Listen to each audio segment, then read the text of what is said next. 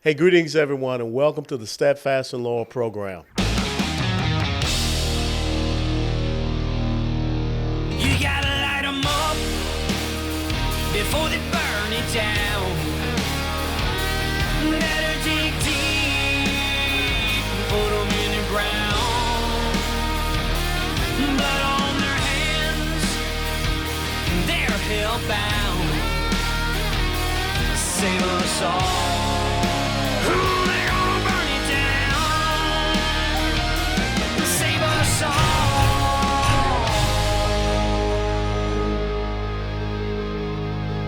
before they burn it down.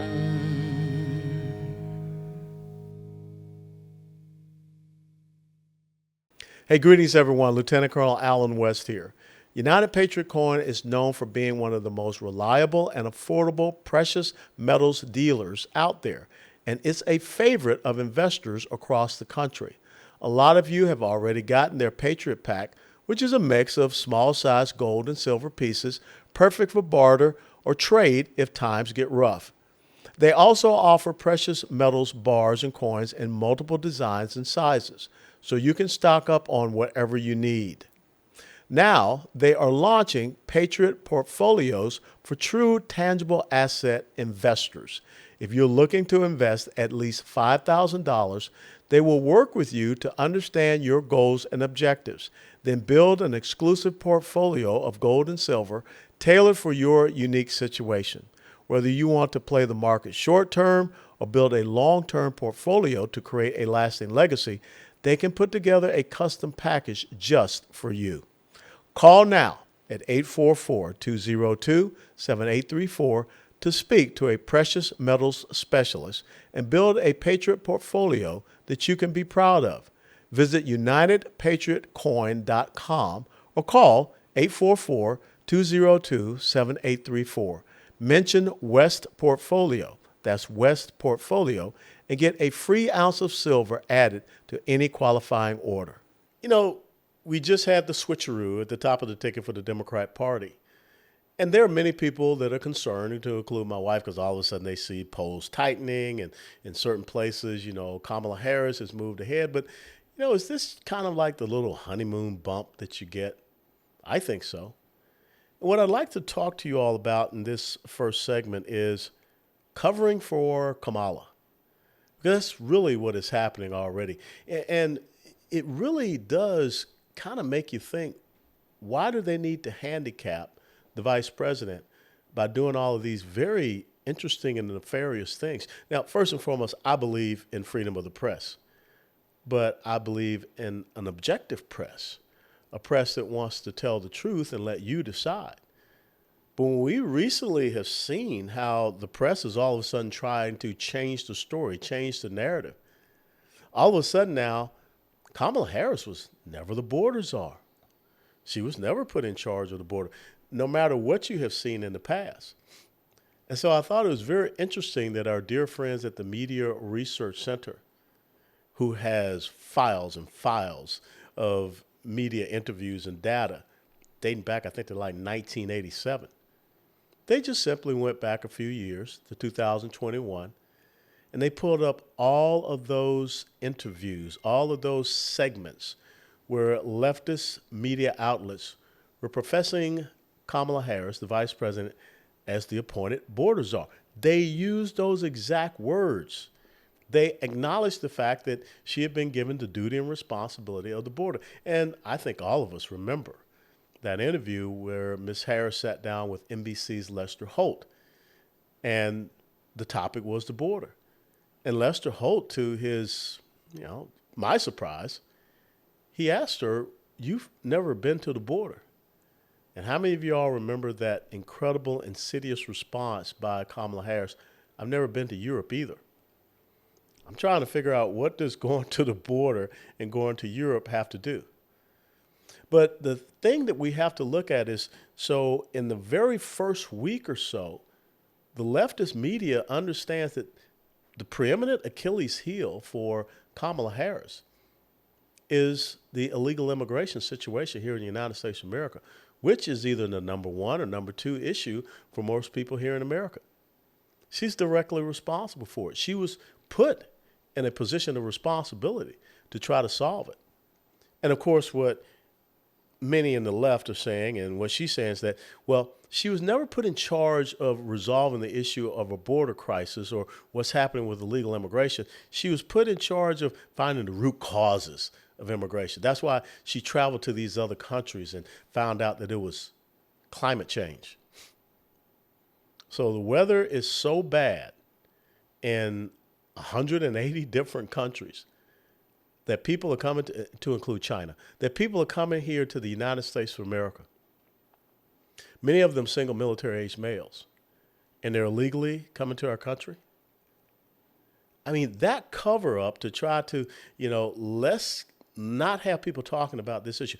That's why you see this little bump. That's why you see this little honeymoon period. Because if you're sitting down and you're listening to certain outlets, CNN, SNBC, ABC, CBS, NBC, PBS, and they're telling you she was never in charge of the border. She was never in charge of the border. She was never in charge of the border. She was never in charge of the border.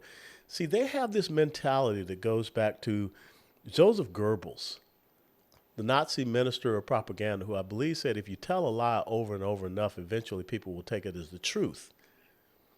But the sad thing now is that we have historical record, like the Media Research Center showed, that evidence the fact that, I'm sorry, you guys were saying that she was in charge of the border. You guys were saying that she was the border czar, and it's been an absolute failure. So what is going to happen here in these early stages before there is a debate is that the leftist media, who is completely bought in, the media elites on their side, they're going to try to do everything they can to distance Kamala Harris from the exact administration that she's been a part of. I don't know how you can do that. I don't know how you can sit there and say, well, the economy is great, and she's going to make sure that the economy continues to be great. What's her new economic policies? Oh, eliminating private health care insurance. That's one thing she talked about when she was running for president. Universal basic income, basically just giving people free money just because. If you want to talk about a Marxist principle, from each according to their ability, to each according to their need, and who is sitting around making the decision, I guess Vice President Kamala Harris will make that decision of how much money has to be taken away from Alan West and Angela West and given to whomever because they should be able to pay their bills. I think we heard that before, that we should have a redistribution of wealth to help other people to pay their bills. What about helping me to pay my own bill? Putting more money back into my pocket? No. Or, expansion of the Green New Deal policies and programs and things of this nature. So they have to do everything possible to make it seem like she's coming in with a clean slate, which she is not coming in with a clean slate. Now, of course, for them, their number one issue they're going to focus on is the dismembering of unborn babies in the womb up until the time of birth and probably afterwards. I mean, basically, what the Democrat Party is saying, what Kamala Harris is saying, is that she's a proponent for infanticide under the guise of this ideological right that they are giving that of reproductive health care. Has anyone ever asked someone, what does reproductive health care mean? I mean, I think every single one of us agrees that we should have policies that eradicate ovarian cancer, cervical cancers, uterine cancers, fibroids, breast cancers, all of those things that affect a woman's reproductive health care in that system. But what they're talking about is infanticide. Now, so often you hear the left say that we should be more like the Europeans. Well, there are countries in Europe, I think France and Spain, it's 13 weeks. Germany and Italy are 12 weeks. The most heinous is the UK and the Netherlands. They go out to, I think, 24 to 26 weeks. So this is not a precedent that has never been before. And what do you hear her say? Oh, Donald Trump wants a national ban. He's never said that. So you're going to continue to hear this distortion of truth. You're going to continue to see this covering up of a person that no one has voted for.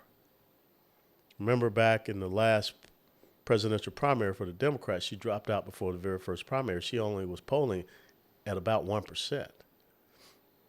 So what you see right now in the early stages of this presidential contest is that they realize they don't have a strong candidate. And they have to do everything possible to keep this candidate from being attacked on policy issues and put this candidate in the most positive light that they can create and create this false narrative around this candidate.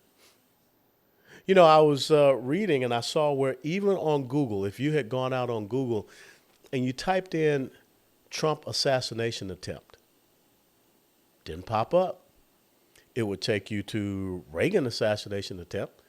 It even took you all the way back to the Archduke Ferdinand, his assassination attempt, of course, which started World War I. But nothing about the Trump assassination attempt. This is how we're going to see this election proceed. With a media and a press that is not objective. It is very subjective. It has basically become a propaganda arm, a wing of the Democrat Party, getting their talking points. Hey, look, guys, we can't talk about illegal immigration. We can't talk about the border. So all y'all go out there and say she was never the border czar. They put that little chip in the base of their neck. Now, all of a sudden, that truth has been revealed. And what are they going to do? If you want to talk about the politics of identity politics, Kamala Harris is a perfect example of that. And look, as a black man, I feel very free to say so. And everyone should feel free to say so. We should want to see certain qualities in a person that we want to step up and be in the highest position in the United States of America. It should not just be about the level of melanin in your skin or the level of estrogen in your body. It should be about qualifications. We in the United States of America have been down this path before. And I don't think that people want to continue to be told that you're sexist, you're racist, or whatever, like we did during the Hillary Clinton campaign, like we did during the Barack Obama. If you brought up any issues about Barack Obama based upon policies, all of a sudden you were a racist. If you brought up any issues, I think it was Madeleine Albright that actually said that women that did not vote for Hillary Clinton had a special place in hell. That's unconscionable to me. But yet that's the means by which leftism has to advance itself. The coercion, the intimidation, the fear, the deception. Speaking of deception, Kamala Harris is guilty of the greatest deception that has really ever been perpetrated against the American people.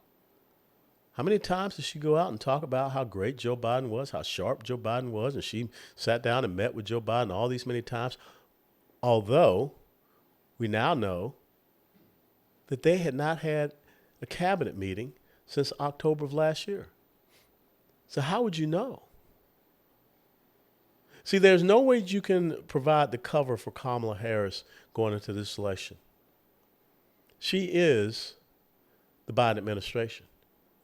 As a matter of fact, she says that she is always one of the last people in the room on all these major policy decisions, to include the debacle in Afghanistan where 13 Americans lost their lives. So basically, the blood of those 13, 11 Marines, a soldier and a sailor, they're on the hands of Kamala Harris as well. So how's the media going to cover for that? Especially if it comes up in a debate. Because the most important, the real sole figure and enumerated duty to the President of the United States in Article 2, Section 2 of the Constitution is Commander-in-Chief. So if she was a part of that debacle, what future debacles will she be part of? You can't cover for incompetence. You can't cover for failure. And I think as we go forward in this election cycle, we'll learn more about Vice President Kamala Harris. We'll be right back after these messages.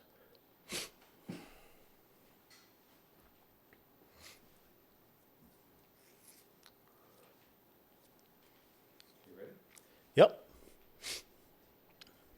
Hey, folks, welcome back to the Steadfast and Loyal podcast. We just talked in the first segment about covering for Kamala and how I don't think it's possible to continue on this facade, this masquerade. I mean, they're going to try. I mean, that's what the leftist media is all about. And it kind of reminds me of that quote from George Orwell, because we're living in some Orwellian type times, that in a universe of deceit, telling the truth becomes a revolutionary act. And censoring the truth, censoring speech, that becomes a tool of people that want to cover that truth and deceive you and keep you in a darkness. What is that thing that Washington Post says, democracy dies in darkness? Well, they probably need to look at themselves in the mirror. And speaking of Washington, I was just recently up in Washington, D.C., our nation's capital.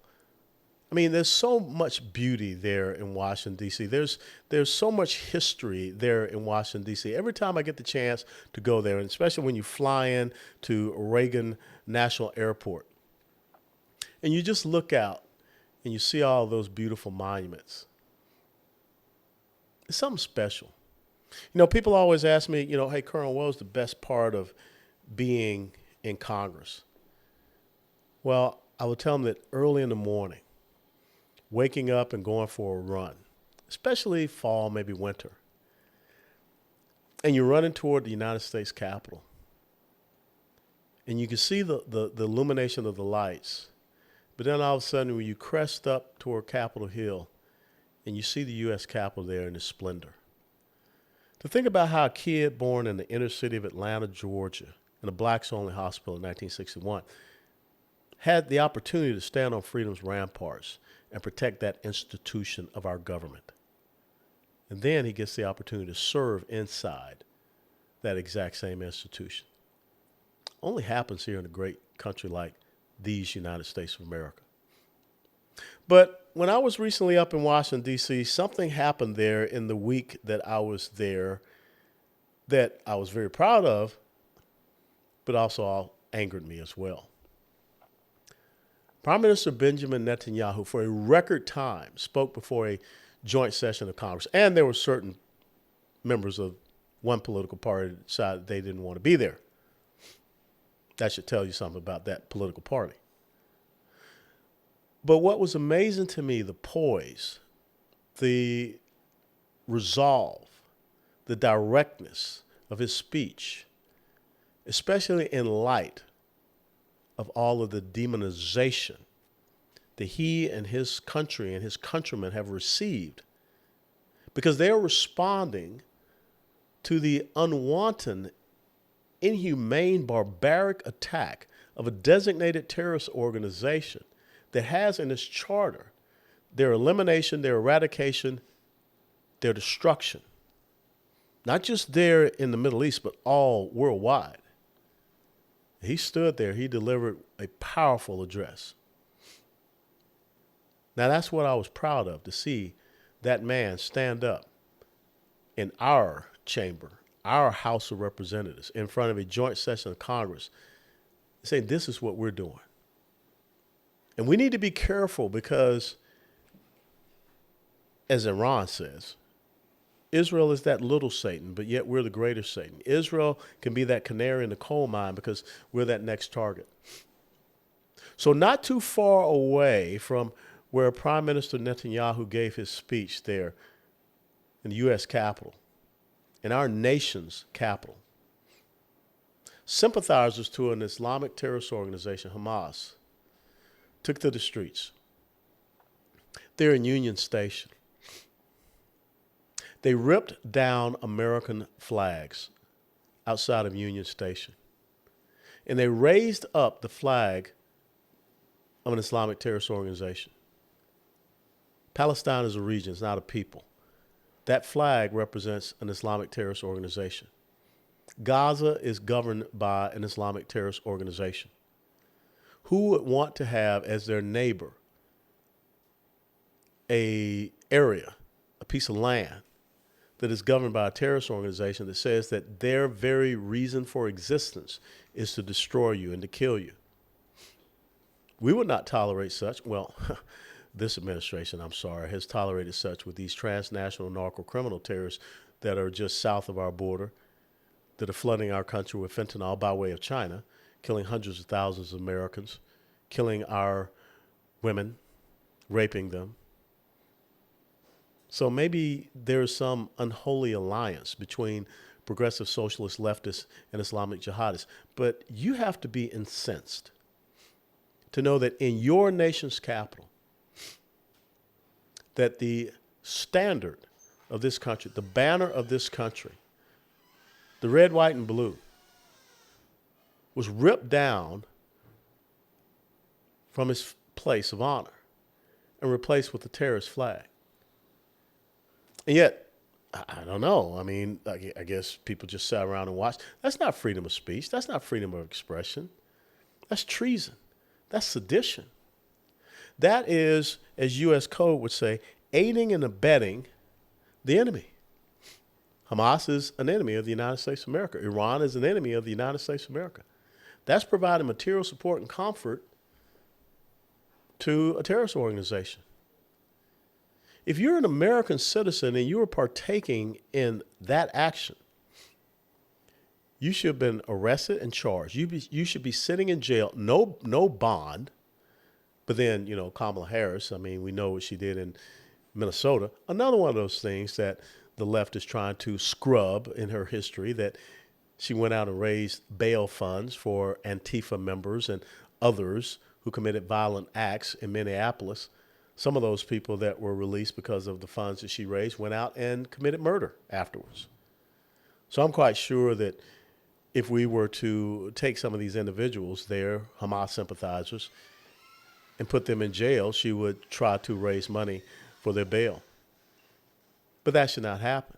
They should sit there, and they should be charged with those crimes that I just aforementioned. If you are a non-U.S. citizen and you are there in our nation's capital, showing your support for an Islamic terrorist organization, which, oh, by the way, on October the 7th of 2023, did kill Americans, still holds Americans hostage, you should be deported. End of story, full stop, period.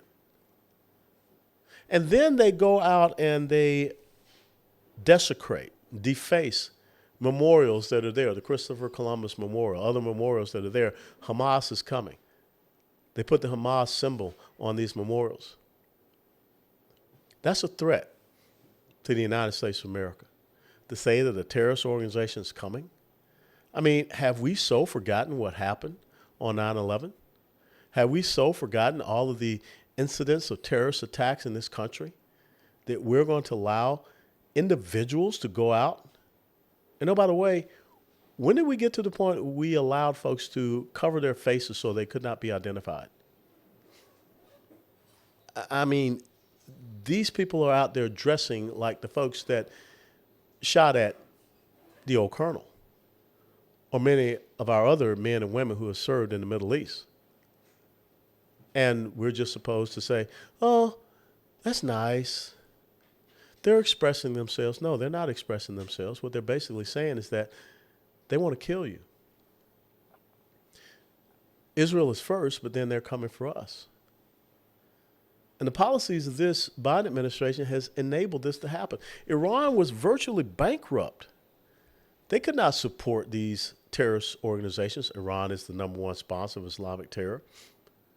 But now all of a sudden, thanks to the relaxing of sanctions against them, they're able to produce and export their oil, mainly to China. We have given them tens of billions of dollars. What do you think they have used that for? For the Houthis, for Hamas, for Hezbollah, for Islamic Jihad. So the Hamas sympathizers, as Prime Minister Netanyahu said in his speech, can be right here in the United States of America. Those people that are out there are basically agents and clients of Iran. And if you go to TikTok, you will, supported by the Chinese Communist Party, you will see all of this propaganda against the United States of America and propping up these Islamic terrorist sympathizers. I don't know what it takes for us to realize that this was not happening on our streets during the previous administration. These terrorist organizations were under our thumb. And I recall how the left got upset because General Soleimani, the head of their Iranian Quds force, was killed. They didn't like that. Al-Baghdadi, the head of ISIS, was killed. They didn't care for that. Now, of course, when Barack Obama finally decided that he would allow SEAL Team 6 to do their business and take out Osama bin Laden, all of a sudden there was cheering in the streets. But we cannot continue to have this media that turns a blind eye to these threats that we have. Every single person, a lot of the media organizations that are there in Washington, D.C., are in a building not too far away from Union Station. They could have had cameras up there on the rooftop looking right down, and they could have seen exactly what was going on. They could have reported it exactly as it was happening. Burning the American flag in our nation's capital, not too far away from Capitol Hill, is something that we cannot tolerate, something that we should not stomach, something that is on the table as an issue in this 2024 election cycle. FBI Director Christopher Wray has already said that there are growing Islamic terrorist cells operating in the United States of America. It seems that just about every other week or so we hear about a new group, 2 here, 3 there, 8 here, that we're capturing with ties to ISIS and whomever that are plotting and scheming. And why are they doing that? Because we've allowed them to come across our open border, but yet someone wants to cover for the person that was put in charge of that. We are allowing them to take to our streets, to rip down our flag, just the same as in New York City. They ripped down the American flag on Veterans Day and raised the Hamas flag. They desecrated a World War I memorial. At some point in time, it has to stop, people. We have an opportunity this November the 5th of 2024 to send a message. So we will not tolerate this in these United States of America. If you seek to undermine our country, that's sedition. If you stand on the side with Islamic terrorists, that's treason. If you're here in our country by our good graces to study here or to work here, but yet you want to stand and say that America must be destroyed, you need to go. You have a choice to make. Will you be steadfast and loyal? Or will you allow the Islamic terrorists to believe that they can rip down our flag in our own country, in our nation's capital, and burn it? I know which side I'm standing on. Hopefully you'll join me there. Steadfast and loyal. Before they burn it down.